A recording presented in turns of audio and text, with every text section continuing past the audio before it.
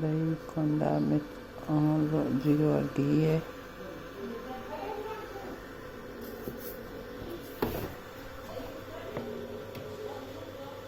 मम दही क्यों है? दही है कहू है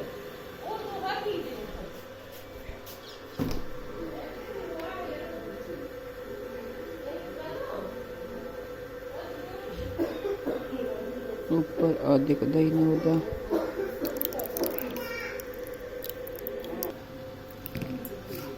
मेरा आधा किलो